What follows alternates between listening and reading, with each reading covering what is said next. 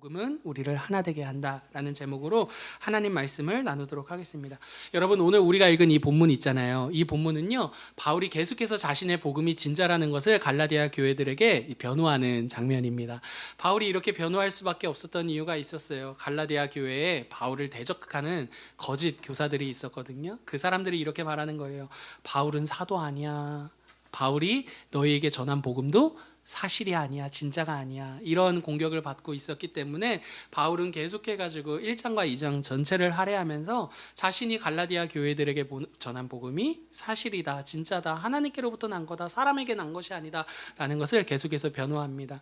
그렇게 변론하는 중에 오늘 자신이 겪었던 한 가지 사건을 또 소개하고 있는데요. 그 일은요, 바울이 예루살렘에 올라가 겪었던 일입니다. 바울은 이전 시간에 우리가 살펴본 것처럼 이 예루살렘에 올라가기 전에 또 한 번 더 올라갑니다. 그리고 14년, 그 기점으로 14년 이후에 또다시 예루살렘에 올라간 이야기를 하는 거예요. 이렇게 올라간 이야기를 하는 이유는 하나인 거죠. 자신이 갈라디아 교회들에게 전한 복음이 기다 아니다, 진짜다, 기다, 진짜 복음이다 라는 것을 말하기 위함입니다. 그 예루살렘에 이번에 올라갈 때는요, 혼자 가지 않았어요. 자신과 함께 복음을 전도했던 바나바, 유대 그리스도인이거든요. 바나바와 이방인 그리스도인인 디도와 함께 올라갔습니다. 그냥 올라간 거 아니었어요. 목적이 있었어요. 신학적인 논의를 하기 위함이었습니다. 주제는 이와 같아요. 이방인들 과연 할례를 받아야 하는가, 받지 않아야 하는가. 오늘 우리들에게는 너무나 쉬운 문제였지만 당시는 너무 혼란스러운 상황이었기 때문에 이방인들이 할례를 받아야 하는지 받지 않아야 하는지 이 문제가 어떤 신학적인 논의로 대두될 만한 상황이었다라는 거죠. 실제로 바울과 바나바가 주로 활동했던 무대가 안디옥이라는 도시였거든요. 여러분, 안디옥은요, 이방 교회의 대표가 되는 도시예요. 그 정도로 이방인들이 많이 이제 예수님께로 돌아오는 역사가 있었는데, 거기서 유대 그리스도인들이 넘어와서 이렇게 말하는 거예요. 야, 너희 이방인들 예수님 믿는 건 좋은데 할례도 받아야 돼 라고 말이죠. 할례가 뭔지 아시죠? 남성 성기의 표피를 잘라내는 표식이에요. 그 표식을 통해 나타내고자 하는 메시지가 있어요. 우리는 누구의 백성이다? 하나님의 백성이다 라고 말이죠. 그러니까 할례는 일종의 약간의 희생도 필요해요. 그죠? 남자분들은 아시죠? 여러분, 그런 희생을 통해서 우리가 하나님의 백성이라는 것들을 나타내는 과정을 할례를 통해 삼았기 때문에 이 할례를 가지고 이렇게 말했던 거죠. 야, 예수님도 믿지만 할례가 이거 나쁜 거야? 하나님 백성이라는 표시인데 이것까지 더해지면 더 좋은 그리스도인인 거지. 그리고 이것까지, 이 희생까지 감내해야 진짜 그리스도인이라고 불릴 수 있는 거 아니겠어? 여러분, 이런 말들이 이방인들을 향해 할례를 받으라라고 받아야만 한다라고 말했던 유대 그리스도인들의 거짓 교사들의 입장이었다라는 거죠. 여러분, 이 내용을 가지고서 이제 바울과 바나바와 이제 디도가 함께 예루살렘에 올라갑니다. 그리고 신학적인 논의를 해요. 그게 사도행전 15장에 기록되어 있어요. 그 내용을 우리가 흔히 이렇게 말해요. 예루살렘 공의회였다라고요. 공의회라는 말은요, 공식적인 회의라는 말이에요. 그래서 교회사 중에, 교회사를 통틀어 볼 때 교회사의 제 첫 번째 공식적인 회의를 이 사도행전 15장과 갈라디아서 2장을 꼽습니다. 이때 이 논의, 이방인들이 예수님을 믿었을 때 과연 할례를 해야 하는가 하지 않아야 되는가, 이 논의가 있었다라는 거죠. 이때 여러분, 신학적 합의가 일어나는데 합의의 내용은 이래요. 예수님만이 구원의 유일한 충분 조건이다, 이유가 되신다. 그러므로 이방인들이 예수님을 믿는다라고 할 때 할례를 강요하는 것은 부당하다, 부당하지 않다, 부당하다라는 게 이때 합의된 이제 신학적인 내용이고, 바울이 그 내용을 오늘 본문을 통해 이제 말하고자 하는 것입니다. 여러분, 오늘 바울은요, 이 이야기를 통해 갈라디아 교회들에게 이렇게 말하는 거예요. 야, 나 그때 예루살렘 사도들과 신학적인 합의를 이루었어. 그리고 내 복음과 사도들의 복음이 다르지 않다? 전혀 다르지 않다라는 걸 확인했어. 그러므로 내가 너희들에게 전한 복음은 무엇이다? 사실이야, 참된 복음이야 라는 것을 말하고자 한다라는 거죠. 그리고 여러분, 이 이야기도 있어요. 두 번째 메시지도 있어요. 무엇이냐면, 참된 복음이 우리 안에 하는 일이 있어. 여러분 오늘 본문이 말하고자 하는 내용은 바로 이 부분에 더 강조점이 있습니다. 참된 복음이 우리 안에 하는 일이 있는데 그것이 무엇이냐 하면 우리를 하나 되게 하는 거야 라고 말이죠. 여러분 저를 따라 한번 해보시겠어요? 복음은 우리를 하나 되게 한다. 여러분 복음이 우리 가운데 하는 일은요, 우리를 하나 되게 하는 일입니다. 여러분 실제로 오늘 갈라디아서 2장을 보시면, 우리가 읽은 본문을 보시면 이방인에게 복음을 전하는 바울과 바나바 사도들과 그리고 또 예루살렘 안에서 유대인들에게 복음을 전하는 사도들이 하나가 되는 장면이 등장하죠. 9절이에요. 9절 한번 보세요. 눈으로 보세요. 9절 보시면 또 기둥같이 여기는 야고보와 게바와 요한도 내게 주신 은혜를 알므로 나와 바나바에게 무엇을 하였대요? 친교의 악수를 하였대요. 여러분 여기서 친교의 악수라는 표현은요, 그냥 사이좋게 악수해 이런 뜻이 아니라 하나됨을 상징하는 표현법이에요. 친교의 악수라는 말. 그러니까 보세요, 그죠? 이방인들에게 전하는 복음을 전하는 사람들이나 유대인들에게 복음을 전하는 사도들이나 하나가 되는 친교의 악수가 일어나는 일이 있었죠. 복음은 무엇하게 돼요? 하나 되게 한다라는 거예요. 근데 여러분뿐만 아니라 할례를 받지 않은 이방 그리스도인 디도나 할례를 받은 유대 그리스도인들이나 지금 또 그 안에서 뭐가 되고 있어요? 하나가 되는 일들이 일어나고 있죠. 사랑하는 성도 여러분, 이렇게 복음은요 우리를 하나 되게 해요. 여러분 진짜 복음은 우리를 하나 되게 합니다. 그러나 여러분 다른 복음은 어떻게 합니까? 결론부터 말씀드리자면 서열을 세워요. 다른 복음은요. 하지만 복음은요 그 서열들을 무색하게 만들죠. 이제부터 그 내용이 무엇인지 나누고 싶어요. 사랑하는 성도 여러분, 저는 오늘 때문에 본문을 통해서 복음이 우리를 어떻게 하나 되게 하는지에 대한 내용을 한번 살펴보려고 해요. 세 가지를 통해서 나누고 싶은데요. 오랜만에 3대지 돌아왔어요. 여러분 세 가지를 통해서 나누고 싶은데요. 여러분 먼저 첫 번째는요, 우리가 하나됨을 생각할 때 하나됨에 대한 오해에 대해서 좀 생각해 볼게요. 그죠? 우리 다 하나됨 할 때 생각하는 하나됨이 있거든요. 하나됨에 대한 오해에 생각해 볼게요. 그리고 여러분 두 번째로 복음이 어떻게 우리를 하나 되게 하는지, 그리고 세 번째로 우리가 하나 되었을 때 일어나는 일들이 무엇인지 살피고 마치도록 할게요. 여러분 먼저 첫 번째 하나됨의 오해에 대해서 살펴볼게요. 여러분 결론부터 딱 그냥 말씀드릴게요. 이 하나됨에 대한 우리의 일반적인 오해가 무엇이냐 하면 좋은 게 좋은 거야 라는 거예요.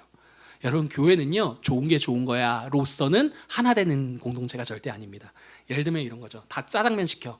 근데 짬뽕 시키지 마. 그냥 짜장면 시켜. 하나 되자. 여러분 이런 식의 하나됨 절대로 아니다라는 거예요.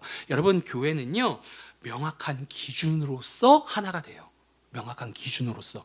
기준을 없애서 하나 되는 공동체가 아니라 명확한 기준을 통해 하나 된다라는 거예요. 3절과 4절 같이 한번 읽어볼까요? 3절과 4절. 그러나 시작. 억지로 할례를 받게 하지 아니하였으니 이는 가만히 들어온 거짓 형제 때문이라. 그들이 가만히 들어온 것은 그리스도 예수 안에서 우리가 가진 자유를 엿보고 우리를 종으로 삼고자 함이로되. 여러분 3절과 4절 보니까 바울이 거짓 교사들에 대해서 명확한 기준을 가지고 단호하게 말해요. 할례 안 받게 하겠다고, 디도에 대해서. 여러분 근데 이거 오늘날 우리에게는 당연해 보이지만 사실 할례 나쁜 것 아니에요. 여러분 할례는 뭐라고요? 하나님 백성으로서의 표식이라고요.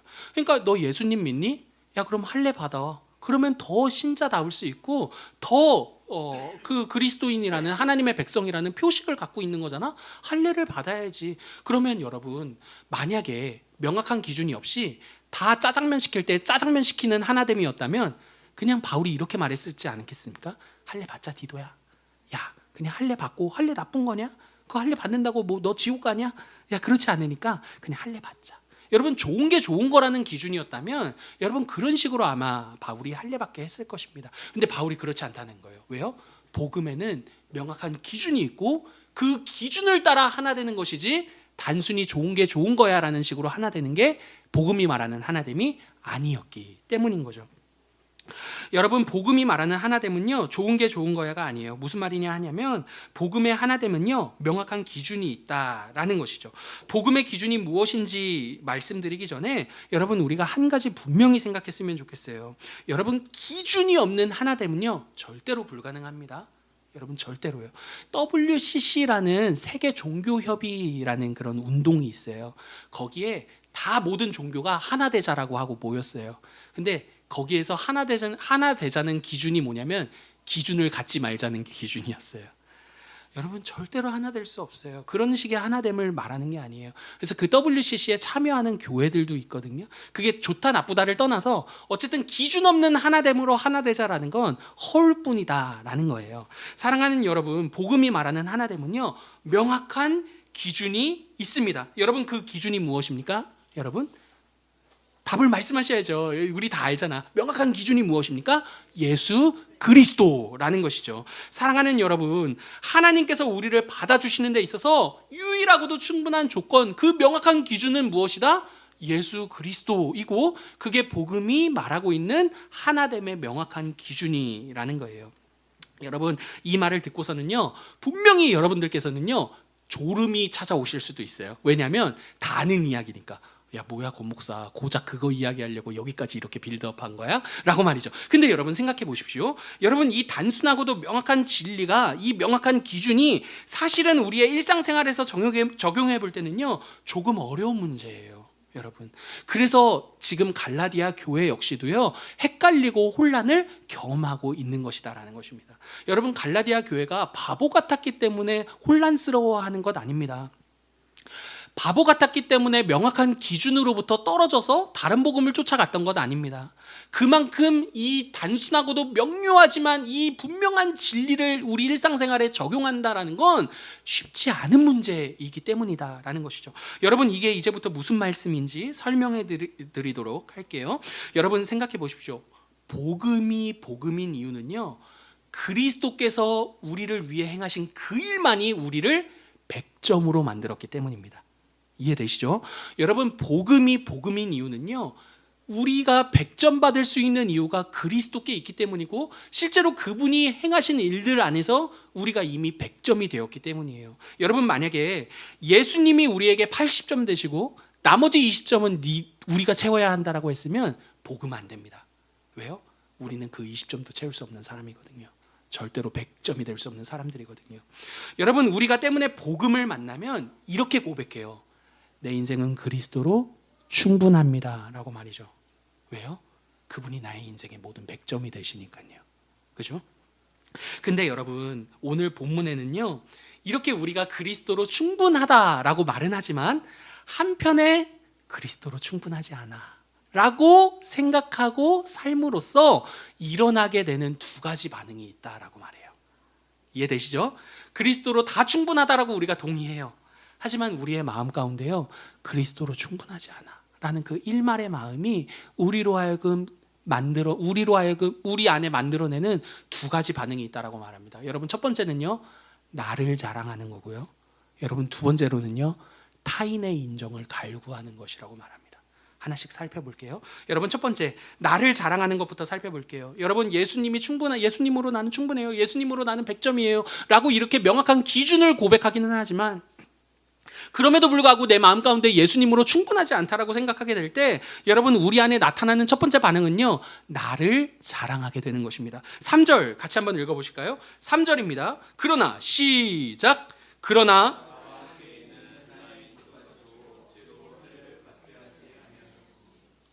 여러분, 3절을 보시면 유대 그리스도인들이 디도에게 할례를 말했대요. 할례, 그죠? 야, 할례 받아야 돼, 이렇게 말했다라는 것입니다. 여러분, 그럼 생각해 보세요. 왜 유대 그리스도인들이 디도에게 할례를 강요했을까요? 왜 할례를 받자라고 말했을까요? 여러분, 이유는 분명합니다. 자신들이 받은 이 할례에 대해서 굉장한 자부심을 갖고 있었기 때문이에요. 굉장한 자부심이에요. 여러분, 중요한 것은요, 이 사람들이 지금 할례를 받아야 된다라고 말하는 이 사람들이 예수님을 모르는 게 아니라는 것입니다. 예수님을 알아요. 예수님을 아는데 지금 디도에게 할례를 받자라고 말하는 이 사람들의 마음 가운데는 어떠한 자부심이 있습니까? 나는 할례를 받았지, 나는 할례를 받았다라는 표식을 갖고 있는 하나님의 백성이지 라는 그런 굉장한 자부심이 있다라는 것이고, 그 자부심이 바로 디도에게 이렇게 말했다라는 거죠. 하나님의 백성이잖아, 그래도 할례를 받아야지 라고 말이죠. 여러분, 할례가 우리의 문화권 이야기가 아니기 때문에 아마 이 말은 아리송할 것입니다. 그래서 여러분들, 우리의 형편에 맞게 제가 이렇게 각색해 봤습니다. 여러분, 똑같이 두 사람이 있는데 똑같이 예수님을 믿습니다. 근데 여러분, 한 사람은요 하버드 출신입니다. 그리고 다른 한 사람은요, 그냥 우리와 같습니다. 여러분, 그냥 우리라고 할게요. 또 속으로 나는 그렇지 않은데 이러면 안 돼요. 우리 다 하버드 미치잖아. 여러분, 그죠? 여러분, 하버드 출신과 그렇지 않은 사람이 있다라고 생각해 보십시오. 여러분, 하버드 출신의 사람이 이러한 이야기를 합니다. 저는 하나님을 위해 하버드에 가고 싶었습니다. 하나님의 영광을 위해 가고 싶었어요. 그래서 정말 열심히 공부했고요. 그리고 하버드에 갈 수 있었습니다. 여러분, 이렇게 말합니다. 근데 여러분, 이 레파토리가 어디서 많이 듣던 레파토리죠?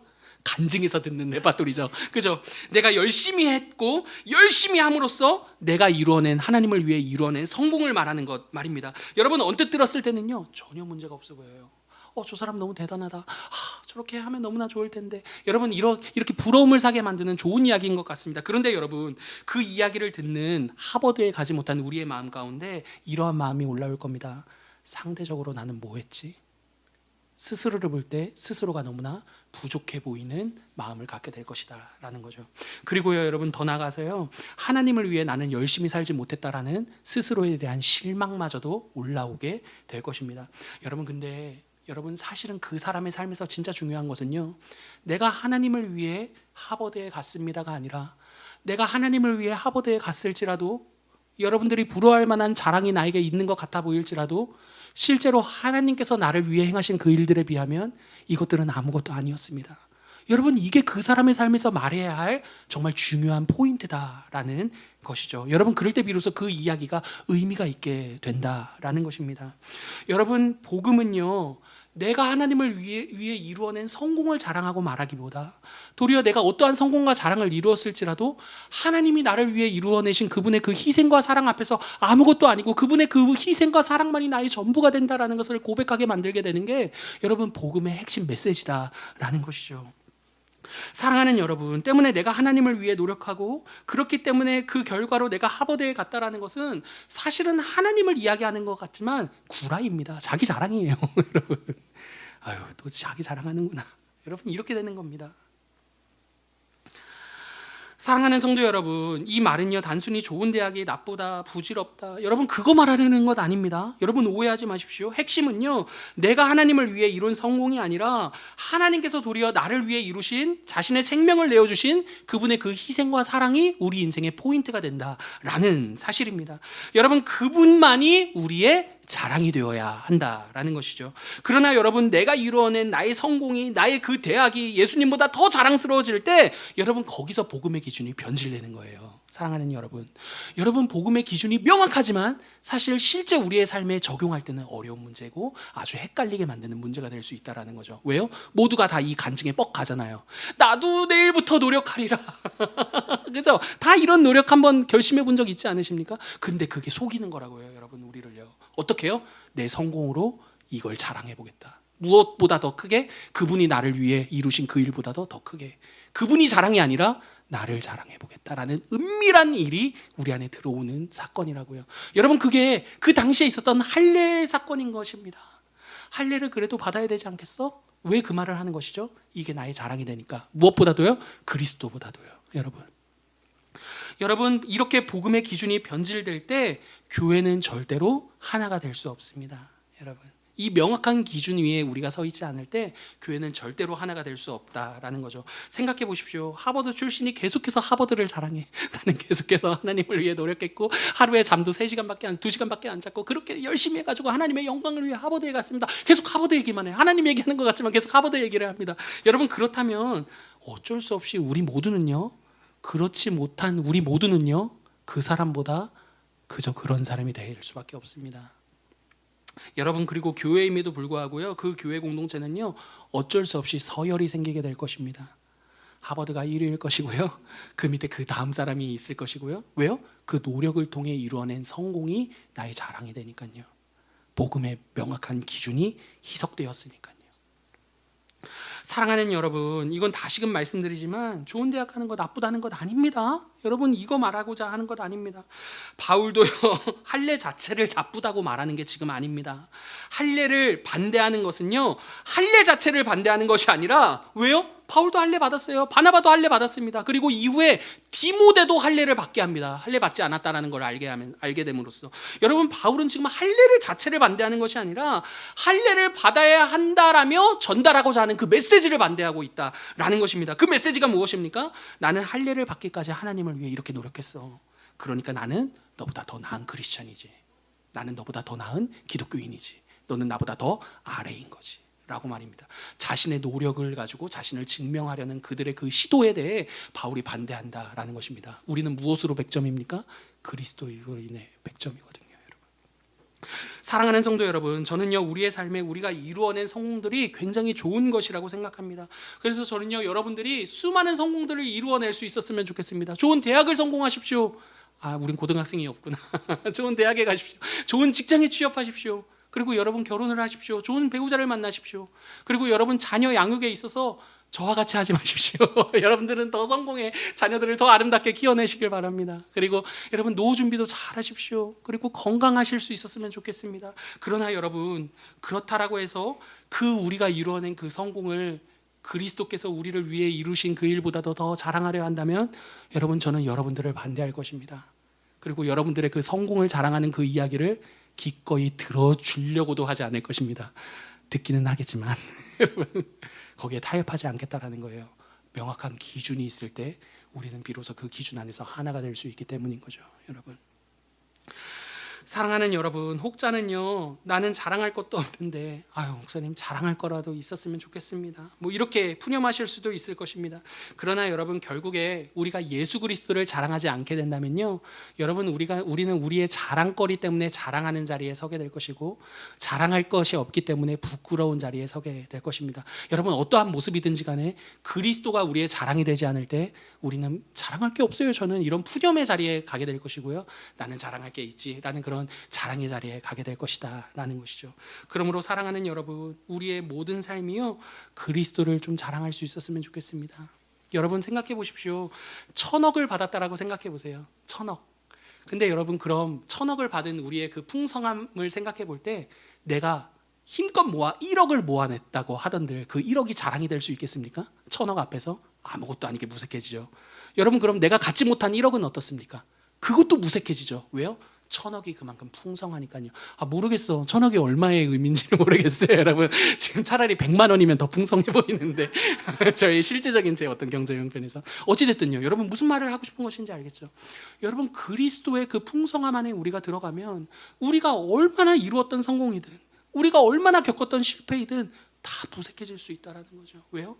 그분의 그 풍성함이 그 정도로 차고도 넘치기 때문입니다.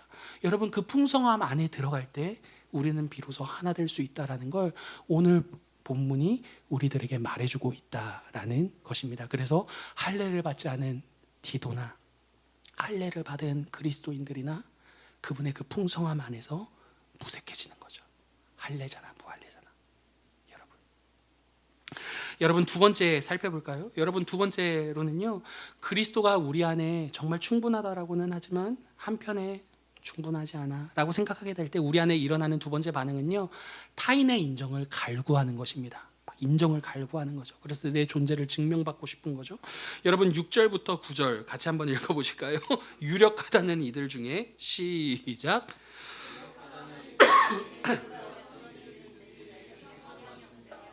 하나님은 사람을 외모로 취하지 아니하시나니 도리어 그들은 내가 무할례자에게 복음 전함 맡은 것이 을 보았고 베드로에게 역사하사 그를 할례자의 사도로 삼으신 이가 또한 내게 역사하사 나를 이방인의 사도로 삼으셨느니라. 또 기둥같이 여기는 야고보와 게바와 요한도 내게 주신 은혜를 알므로 나와 바나바에게 친교의 악수를 하였으니 우리는 이방인에게로 그들은 할례자에게로 가게 하려 함이라. 아멘. 6절을 보시면 유력한 자가 등장하는데, 유력하다라는 말은 유명하다라는 뜻입니다. 그 유명한 자들이 누구인가 보니까 9절 보시니까 기둥같이 여기는 야고보와 게바, 베드로거든요. 베드로와 요한이라고 말해요. 여러분 여기서 기둥 같다라는 말은 교회의 핵심 지도자다라는 말입니다. 여러분 야고보, 베드로, 요한 이 세 명은요 오늘날로 치자면 대형 교회 목회자라고 생각해 볼 수 있어요. 왜냐하면 베드로 보세요. 그때 사도행전 보실 때 통독 안 했구나. 사도행전은 여러분 사도행전 우리가 흔히 하는 얘기 중에 베드로가 설교를 하자 몇천 명이 회심하고 돌아오죠. 3천 명이 회심하고 돌아옵니다. 여러분 3천 명이면 대형 교회예요. 그렇죠?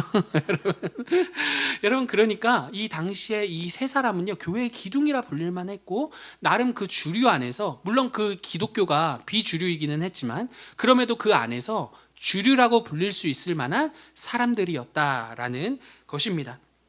근데 이들에 비할 때 이방인들에게 복음을 전하는 바울은 어때요? 비주류인 거죠. 무명한 자인 거죠. 여러분 실제로 우리에게는 지금 바울이 더 이렇게 네임드지만 그 당시에는 전혀 그렇지 않았습니다. 실제로 갈라디아 교회들이 왜 바울과 바울의 복음을 의심하는 거죠? 바울이 네임드가 아니었거든요. 무명했거든요. 예루살렘 사도들은 내가 들어봤어도 너는 처음 들어봤다. 복음 진짜 맞아? 여러분 이게 지금 바울의 위치였습니다. 여러분 때문에 제가 만약에 바울의 입장이었다면 예루살렘 사도들과 함께하는 그 자리에 가서 나를 막 인정받고 싶었을 것 같아요. 저라면 제가 지금 막 했는데 어디 갔는데 앞에는 이찬수 목사님 옆에는 뭐 막 이러면 제 이름 석자를 막 새기고 싶어 할 것 같은데 여러분 지금 바울이 보니까 바울은 전혀 그렇지 않다라는 거죠. 그들이나 나나 동등한 위치에서 아주 멋있게 그들의 인정을 갈구하지 않으며 그들이 유력하다라고 해서 나에게 전혀 이런 식의 그들을 무시하는 것도 아니고 그들을 높이는 것도 아니고 그들을 그들로서 대하는 모습이 오늘 우리가 읽은 본문 속에 바울의 모습이다라는 거죠. 여러분들께서는 이 장면을 어떻게 받아들일지 모르겠어요. 근데 저는 정말 너무나 부럽고 너무나 멋있습니다. 여러분 강약약강이라는 말 아시죠? 강자에겐 약하고 약자에겐 강하고 딱 저거든요. 근데 여러분 다 웃기는 하시지만 우리 모두가 아마 이런 모습이 다 있으리라고 생각합니다. 그렇지 않습니까? 사람 봐가면서 우리의 태도가 달라지는 거죠. 그렇지 않습니까? 여러분 어떻게 내 회사 후배에게 대하는 내 태도와 내 회사 상사에게 대하는 태도가 같겠습니까? 난 같아요. 이런 사람이 있을 수도 있겠지만 그럼에도 여러분 그렇지 못할 것입니다. 우리 모두는요 분명히 상대가 나보다 더 가졌는지 더 갖지 못했는지의 여부를 가지고 태도를 결정짓고 말과 우리의 태도를 이제 보인다라는 것이죠. 여러분 근데 바울을 보니까요 전혀 그렇지 않아요. 그 예루살렘 사도들에게 인정을 갈구하지 않습니다. 난 이방인에게 복음 전하는 바울이라고 하는데 내가 얼마나 많은 일을 했냐면 막 이런 식으로 막 자기를 어필하지도 않는다라는 거죠. 동등하게 그 복음 안에서 그리스도로 충분하다라는 그 사실로 인해 그 복음 위에서 친교의 악수를 나누죠. 여러분 사랑하는 여러분 바울에게 복음이 있었기 때문에 강자에게나 약자에게나 동일한 이런 모습을 보일 수 있었다라는 것을 말하고 싶은 것입니다.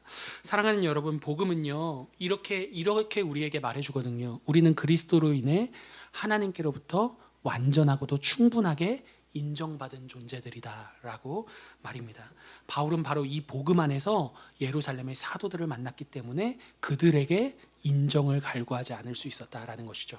자신을 부르신 그 그리스도만이 자신이 하나님께로부터 인정받을 수 있는 유일하고도 충분한 분이었다라는 것을 알았기 때문에 여러분 그리스도 외에 다른 어떤 것을 향해 자신의 존재를 증명받기 위해 인정을 갈구하지 않을 수 있었다라는 것입니다. 그래서 바울의 그 태도가 예루살렘 사도일지라도 당당하고 자신다울 수 있었다라는 것이죠.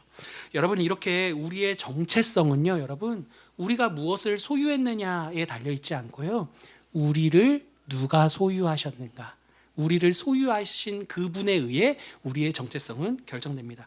여러분 흔히 연애를 할 때 예뻐진다 사랑받으면 예뻐진다 이런 말 하잖아요.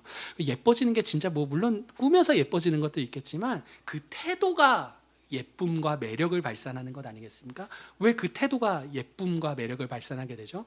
내가 가진 조건은 별 볼 일 없을지라도 내가 가진 조건을 덮고도 남는 사랑이 나를 당당하게 만드니까. 그렇지 않습니까? 사랑하는 여러분, 저는 예수 그리스도가 우리 안에 충분하게 될 때 우리 역시도 마찬가지라고 생각합니다. 더 이상 누군가로부터 사랑을 갈구하거나 인정을 갈구하지 않을 수 있게 되는 거죠. 왜요?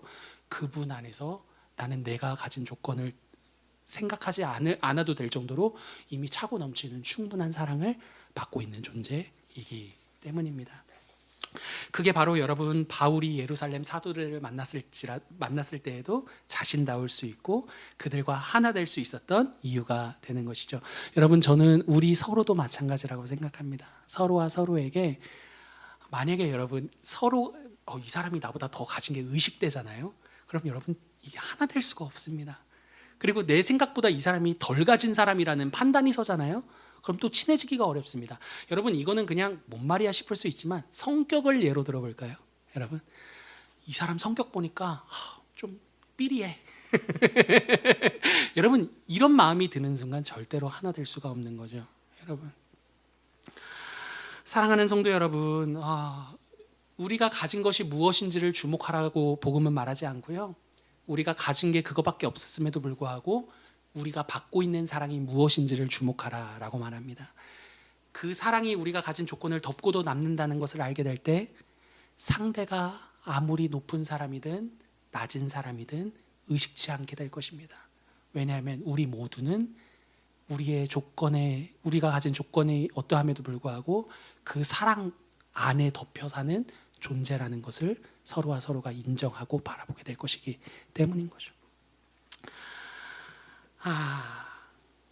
이제 마지막 대지입니다. 여러분, 이렇게 우리가 교회가 하나 되게 될 때 우리 안에 일어나는 일 하나가 있는데요. 10절 같이 한번 읽어보실까요? 10절입니다.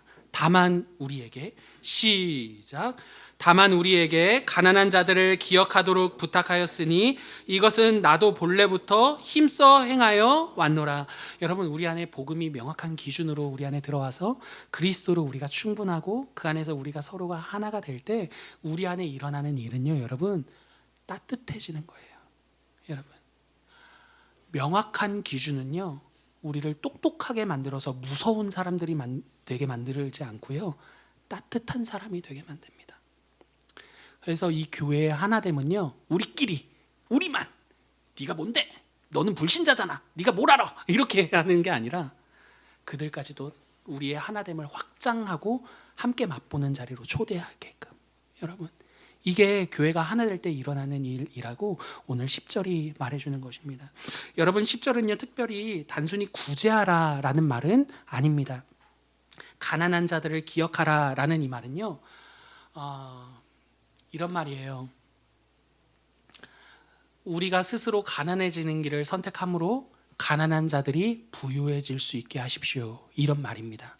여러분, 근데 이 말은요, 예수님이 우리를 하나 되게 하신 그분의 원리이기도 합니다. 고린도후서 8장 9절 같이 한번 읽어보실까요? 고린도후서 8장 9절입니다. 우리 주, 시작. 은혜를 너희가 알거니와 부유하신 이로써 너희를 위하여 가난하게 되심은 그의 가난함으로 말미암아 너희를 부유하게 하려 하심이라. 여러분, 예수님이 우리를 어떻게 100점 만드셨죠? 그분이 빵점이 되심으로 우리를 100점으로 만드셨죠. 여러분, 예수님께서 가장 부유하신 그분이 가장 이 세상 낮은 자리로 찾아오셔서 우리를 그분과 같이 가장 아름다운 존재로 높이셨죠. 여러분, 기독교 신앙은요, 그리스도의 가난해지심으로 우리를 부유하게 하신 사건입니다. 여러분 때문에 헌금 역시도 이 원리를 따르는 것입니다. 자발적인 가난을 선택하죠. 그리고 이 가난을 통해 누군가 부유함을 누리게 됩니다. 그죠? 여러분, 그것처럼 오늘 10절의 이 이야기는요, 교회가 하나 될 때 그 하나됨을 어떻게 확장하느냐, 그리스도께서 우리를 부유하게 하신 것처럼 확장하는 거야 라고 말한다라는 것입니다. 기꺼이 가난을 선택함으로써 우리의 이웃의 부유함을 지향하는 것. 여러분, 우리 교회 공동체가 하나 될 때 우리 가운데 일어나는 일이다라고 오늘 본문이 말해줍니다. 여러분 때문에 저는요, 우리가 하나 되면 하나 될수록 복 받는 건 우리도 하나됨의 복을 누리지만 우리 지역사회도 동일하게 그런 복을 함께 참여하고 누릴 수 있었으면 좋겠습니다. 여러분, 우리가 절기 때마다 헌금을 지역사회를 위해 사용하지 않습니까? 여러분, 저 이거 초기에 정말 많이 질문 받았어요. 여러분들은 안 하셨지만 한 분씩 저에게 이렇게 얘기하셨어요. 그 돈 가지고 교회나 좀 챙기지 뭘 그거 그렇게 구제하냐. 맞는 말이에요. 진짜 맞는 말이고, 만약에 제가 형편이 우리 교회 통장이 계속 마이너스로 갔으면 저도 그 일을 감히 할 수 있었을까라는 생각이 듭니다. 인간적인 마음으로. 근데 여러분, 개척하고 한 번도 절기연금을 우리를 위해 쓴 적 없어요. 다 흘려보냈습니다. 지역사회로. 이거 자랑하려고 말하는 것 아닙니다. 이거 자랑하고 싶은 게 아니라, 여러분, 교회가 하나 될 때, 우리의 마음이 하나가 될 때 하나님이 하시는 일이 무엇인지를 우리가 보자라는 것이죠. 기꺼이 가난의 길을 걸음으로써 누군가의 부유함을 지향하게 만드는 것. 여러분, 이게 그리스도께서 우리 가운데 계속해서 해오신 하나의 일이었다라는 것입니다. 사랑하는 성도 여러분, 말씀을 마칠게요. 여러분, 우리 모두는요, 그리스도로 충분합니다. 아멘. 여러분, 아멘이에요. 우리가 살면서 이루어낸 그 어떠한 성공도요, 그분보다 클 수 없습니다. 여러분, 우리가 살면서 겪어왔던 그 실패들 있잖아요. 결혼하신 분들은 아유, 이 인간보다 더 좋은 사람 만났으면 좋았을까? 뭐 이런 생각하실 수도 있고, 또 뭐 연애하신 분들 뭐 제가 왜 이런 쓸데없는 원고에도 없는 예화를 계속 해가지고, 어찌되었든 여러분, 우리가 살면서 생각하는 그런 어떤 실패와 같은 어떤 일들이 있을지라도 그리스도께서 우리를 위하신 그 일보다 그 실패가 클 수는 없습니다. 여러분 때문에 이렇게 우리 함께 모두가 다 이 예수 그리스도를 자랑할 수 있었으면 좋겠습니다. 여러분, 우리 교회 등록하시면 필독서가 다시 만나는 교회가 있어요. 등록하신 분들 계시죠? 승우 형제님도 등록하셨고, 그죠? 우리 주은 자매님도 등록하셨잖아요. 필독서 드릴게요. 여러분, 거기 필독서를 보시면 다들 필독서 제가 드렸죠? 안 받으신 것처럼, 안 받으신 분들은 말해주세요. 거기 보시면 박영호 목사님이 이렇게 이야기하세요. 교회가 하나 되는 건 하나 되자 해서 하나 되는 게 아니라, 우리의 중심이 되시는 그리스도께로 우리가 서로 가까이 갈수록 그분 안에서 하나됨을 누린다라고 말해요. 서로에게 가까이 가서 하나 되는 게 아니라, 서로가 다 그리스도로 가까이 갈 때 우리는 그분 안에서 하나가 되게 될 것입니다. 여러분, 그럼 오늘 설교로 빗대어 말하자면, 우리가 그분만을 자랑하게 될 때 여러분, 우리는 하나 될 수 있게 될 것입니다. 그렇게 복음이 우리로 하여금 하나 되는 공동체가 되게 할 것입니다. 여러분, 가정도 마찬가지라고 생각합니다. 가정도 자녀와의 관계도 여러 모든 면에 있어서, 우리 부모님과의 관계에 있어서도 하나 되자 보다도 우리가 그리스도께 더 가까이 가면 갈수록 가정이 하나 되게 될 것입니다. 여러분, 이런 복음이 우리를 하나 되게 하는 이 기쁨을 함께 누리며 우리의 신앙의 여정을 걸어낼 수 있는 저와 여러분 되기를 간절히 기도합니다. 아멘.